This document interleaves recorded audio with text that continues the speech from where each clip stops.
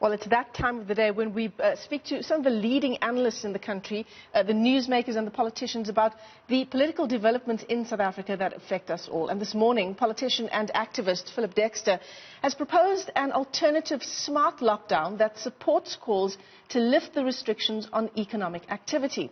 Now, he says the regulations do not make sense and that the lockdown in its current form is hurting the economy.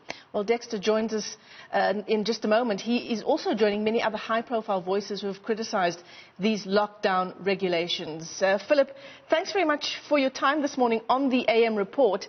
I mean, just to clarify, you have already said, none of us can take issue with the strategy that government has deployed up until now. It's bought us some time, but we're ready now to face COVID-19.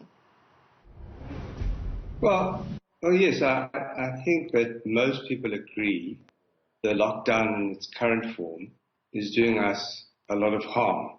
It's not to say that there aren't risks and that we mustn't be as vigilant and as careful as we can be. But I think that, most people accept that to continue in the current form will actually be very damaging for not only the economy, but for people, in their homes and in terms of their work. So I'm not critical of the concept of lockdown, more just of the way in which it's being applied at the moment. So what does your smart lockdown look like compared to the lockdown in its current form? Well, I think, similar things have been done in a number of countries. The first thing would be to ensure that we target where we lock down so that we don't have a blanket approach or one size fits all. Because quite clearly there are hotspots or areas where the conditions are such that the virus is able to spread quickly. And that's partly to do with the political economy of our country and people live and have to travel to work. So that would be the first thing. The second thing is to target resources, because again, just throwing money at the problem without focusing that money on the most vulnerable and the poor is a second issue. And then thirdly would be trying to ensure that we put the infrastructure in place, one, to protect those who are most vulnerable, the elderly and those with underlying illnesses that make them more vulnerable. And then ensuring that workplaces, institutions, and public spaces are geared up towards protecting people. At the moment, those businesses that are operating, grocery stores and the like, seem to be doing very well in managing the way people come into the store, the social distancing, providing sanitizers, and ensuring people wear masks. So there's no reason why that can't be extended to other industries. Because I think that the assumption that people who run factories won't be as careful as those who run grocery stores is wrong. Once we put in place regulations that say to employers, these are the things that you have to do, and then most importantly communicate to the public at large and to workers on how they should, conduct themselves. Yeah. And I think a lot of people are already doing that. Yeah, absolutely. Phillip, I want to just come in there and ask you about, what really you get the sense that there are some lockdown regulations that are arbitrary, in some ways. I'm just looking at some of the examples you've listed in your own document, allowing people to buy shoes but not flip-flops, allowing pet grooming but not people grooming. And in fact, Twitter's also just awash with some of the regulations that we've seen coming from Ibrahim Patel.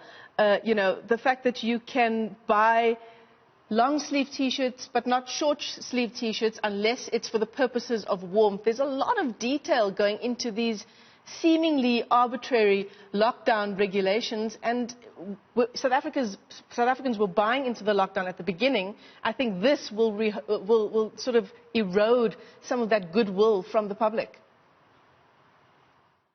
Absolutely. I mean, if it doesn't make sense, then why on earth would you have such a regulation? The exercise one is another example. To force everyone to exercise at the same time just doesn't make any sense. And then the rest of the day, the streets are empty. It's far better to say you can exercise any time from 6 in the morning till 6 in the evening, but just say that early in the morning it's individuals who can run and so on, then later in the morning children, and in the afternoon the elderly. That way there would be less people in the streets at the same time. And obviously a lot of this relies on people taking responsibility themselves. And that's what the police should be enforcing.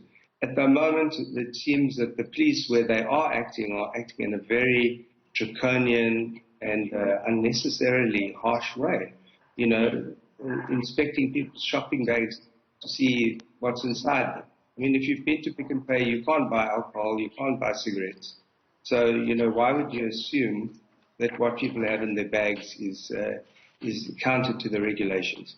And then, as you say, if the regulations don't make sense or they aren't explained to people properly, it will generate, a sort of attitude against them. And that's the last thing we need. We need the people to buy in, to support the government. And as I said, the government has done a lot of good up until now. Most of the negative things are just minor or small things that we see in isolated cases. But there is a general perception that, you know, people feel that the regulations are not making sense and that they're not being applied in a way that assists us, but rather that attempts to stop people from, for example, buying T-shirts. I mean, if a shop is open and it's selling clothes, why does it only have to sell winter clothes? I mean, what would be the reason for that? As you say, I might need a T-shirt to wear as an undergarment, or just because I need a T-shirt. The fact that it's winter doesn't mean people don't wear T-shirts in their house and, you know, under their jerseys and so on. So it's just that really petty thing. And importantly, these are collective decisions. So it's wrong to single out this or that minister. You know, whoever gets to announce things is rather unfortunate. Yeah, absolutely. And then you get instances like that video we played on our show just yesterday of families just being cooped up in their homes for so long. They try to go and take a walk on the beach and, you know, local security tries to arrest a 4-year-old child and then proceeds to arrest that child's father right in front of him.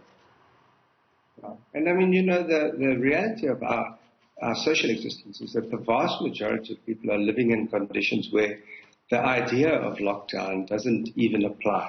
You know, there are many jokes about this, but on a serious note, I mean, to expect people who live in a shack, 3 or 4 to a shack, to practice social distancing and to stay at home doesn't make any sense. I mean, I think the way in which we apply these regulations has got to really ensure that we are creating the right conditions.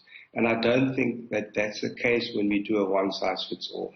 It would be far better for people who live in those conditions to be able to go outside, to spend time, in public spaces where they can create some distance and where they're outdoors, rather than being cooped up in a shack or a tiny house that's overcrowded. I mean, you look at the pictures you're showing of people walking on the beaches and so on, where it's almost like a carnival rather than, you know, people engaging in social distancing, as it were. Yeah, absolutely. It's going to be interesting to see how government proceeds. It did appear in the President's weekly newsletter this week that he was alluding to the possibility of going to level 3 of the lockdown. We'll have to see what that entails. Thanks very much for your time on the AM Report. Phillip Dexter is a politician and activist, just giving us his ideas on, Ayanda, how we should perhaps do a smarter lockdown, which I think many South Africans will be in favor of.